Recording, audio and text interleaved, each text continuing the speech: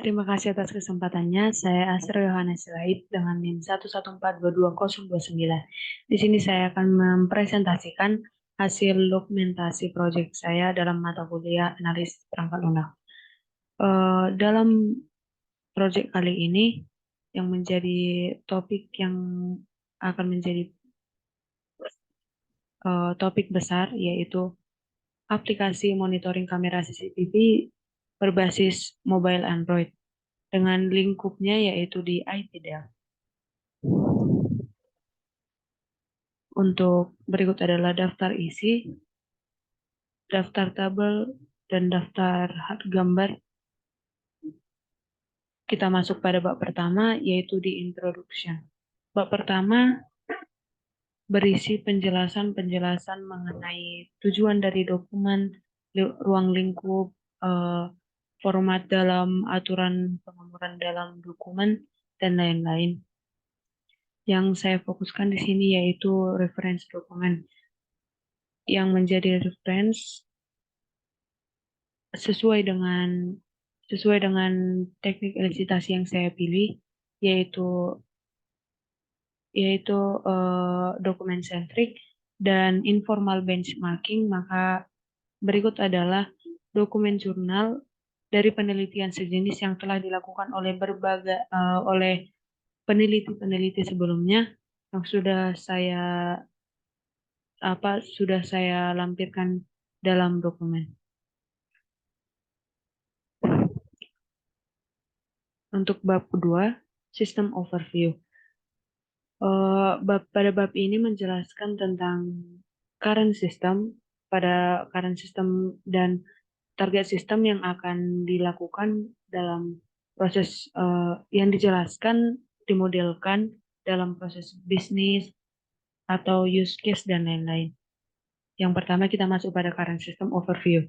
Dalam current system overview, untuk monitoring CCTV di ITDL ini masih tergolong manual dengan prosedur yang memakan waktu yang sangat lama karena harus dilakukan hanya dalam PC atau personal komputer yang sudah disediakan di tempat-tempat tertentu seperti di kantin, di semua asrama, dan pos keamanan yang tersedia. Dan hanya dengan pihak yang dapat memiliki akses untuk membuka hasil monitor kamera, yaitu pembina asrama, petugas security atau Bapak Satpam, divisi kedukungan teknis atau Duktek, dan tim SDI di ITDL. Yang dimodelkan seperti yang saya katakan akan dimodelkan dalam BPMN. Salah satu proses dalam BPMN-nya yaitu mengakses PC di tempat-tempat tertentu. Yang sudah saya jelaskan bahwa pada current sistemnya di ITDL ini, bila ingin melakukan pemeriksaan pada monitor CCTV, harus mendatangi beberapa tempat yang tertentu yang terdapat PC yang sudah disediakan dan sudah dikoneksikan dengan monitor, eh, yaitu pada semua asrama, pos security, dan juga kantin yang ditunjukkan pada gambar 2. Dan usernya yang sudah saya sebutkan satu persatu. Yang selanjutnya proses dalam current system yang kedua yaitu di mana pengguna melihat daftar library dari monitor dan dapat juga melakukan perekaman video dalam library yang dilakukan oleh user yang sama. Dan untuk selanjutnya yaitu perekaman monitor dapat disimpan dan untuk mengambil hasil dari rekaman dapat dilakukan secara manual, seperti salah satunya menggunakan hard disk.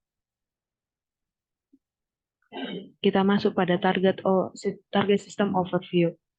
Pada target system overview, sesuai dengan judul besarnya tadi bahwa pengawasan monitor kamera CCTV di iTidal dapat dilakukan menggunakan perangkat mobile Android. Untuk menghindari semua masalah yang sudah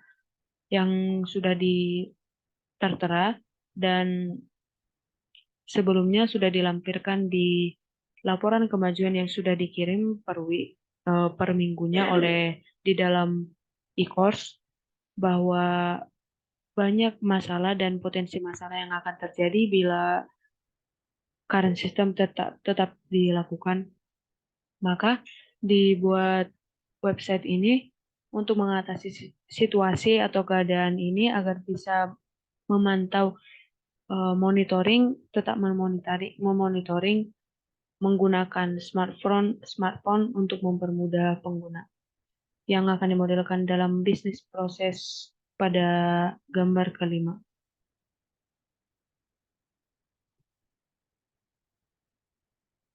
Pada BPMN current system ini, pengguna saat melakukan pengawasan terhadap kamera CCTV akan memiliki dua pilihan. Yang pertama, melalui Android. Yang kedua, mengakses di tempat-tempat tertentu di dalam PC yang sudah tersedia. Sekarang kita fokus pada menggunakan Android. Yang pertama, pengguna harus melakukan login untuk menjaga integritas dari data, keamanan dari data dari monitoring. Untuk selanjutnya, pengguna dapat memilih webcam streaming yang akan diputarkan, yang akan difokuskan untuk ditampilkan dalam layar Android, dan yang kedua dapat menerima notifikasi yang sebelumnya saya akan menjelaskan bahwa dalam kamera CCTV sudah di-set menggunakan blob detection untuk mendeteksi menggunakan citra dalam akan mengirimkan hasil deteksi objek yang bergerak dalam area, dikirimkan notifikasinya pada pengguna. Dan kembali lagi saat memilih webcam streaming, untuk pilihan ini pengguna juga dapat memilih list library webcam streaming yang akan ditampilkan dan difokuskan, dan juga melakukan record webcam. Dan pengguna dapat logout dari aplikasi berbasis web ini. Untuk selanjutnya, ini adalah penjelasan yang sudah saya jelaskan barusan. Untuk usernya tetap, yaitu pembina asrama, petugas security, divisi dukungan teknis, dan tim SDI di ITDA. Kita masuk pada bab selanjutnya, yaitu software feature atau functional requirement, yang pada bagian ini kita akan menjelaskan tahap spesifikasi dari sistem yang akan dibuat, yang dimodelkan juga dalam bentuk use case diagram dan didetailkan dalam use case skenario. Yang pertama, dalam use case diagram terdapat 3 aktor. Di sini pengguna memiliki 3 use case task. Blob detection sebagai salah satu aktor, dan sistem yang akan berinteraksi dengan kedua aktor lainnya sebagai perantara. Berikut adalah use case skenario. Saya akan menjelaskan salah satunya. Contoh, saat melakukan record webcam streaming. Use case ID yaitu use case UC03. Use case name melakukan record webcam streaming. Brief description pada use case ini menjelaskan bagaimana pengguna melakukan record atau perekaman webcam streaming. Primary actor yaitu pengguna, secondary tidak ada. Preconditionnya, pengguna harus mengunjungi bagian pengunjung, melakukan login atau autentifikasi. Post conditionnya, pengguna saat nanti sudah melakukan perekaman maka pengguna dapat kembali ke beranda. Basic flow description-nya, yang pertama masuk ke fitur record web streaming. Yang keenam, menampilkan button, sistem akan merespon dengan menampilkan button record. Lalu aktor akan mengklik button record. Lalu sistem akan merecord dan akan diselesaikan kembali oleh aktor, dan selanjutnya sistem akan menyimpan hasil webcam streaming. Alternative flow of event tidak ada. Itu adalah penjelasan mengenai salah satu skenario, use case skenario.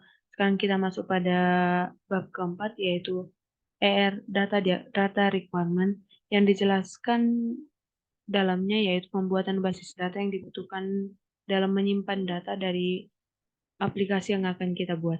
Yang pertama dimodelkan dalam ER diagram. ER diagram yaitu Entity Relation Diagram, suatu model yang digunakan memberikan pemahaman mengenai hubungan antar basis data yang dilampirkan ditunjukkan dalam gambar 9. CCTV memiliki 3 atribut yang memiliki relation, menyimpan dengan webcam streaming, 2 atribut, dan dikelola oleh pengguna dengan pengguna memiliki 3 atribut, yaitu username pengguna, ID pengguna, dan password pengguna.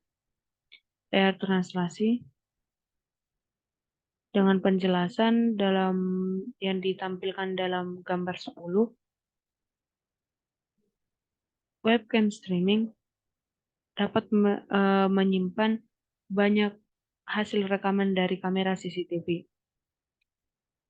Dan satu kamera CCTV memiliki satu webcam streaming saja.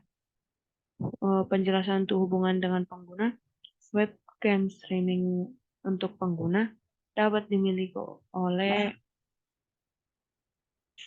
0 sampai banyak pengguna, dan pengguna memiliki satu webcam streaming. Ini adalah penjelasan detail dari keterangan tabel data. Pada lampiran saya isikan daftar rujukan dari tabel dari dokumen yang akan sesuai dengan pemilihan teknik elusitasi yang saya lakukan. Berikut adalah daftar pustakanya. Sejarah versi yang sudah pernah dilakukan sesuai dengan tanggal-tanggal pengumpulan dalam e-course. Sejarah perubahan sesuai dengan versi yang sudah dikirimkan sesuai pengumpulan di e-course. Demikian untuk penjelasan yang dapat saya berikan. Untuk bila ada kesalahan kata, mohon dimaafkan. Sekian dan terima kasih. Salam.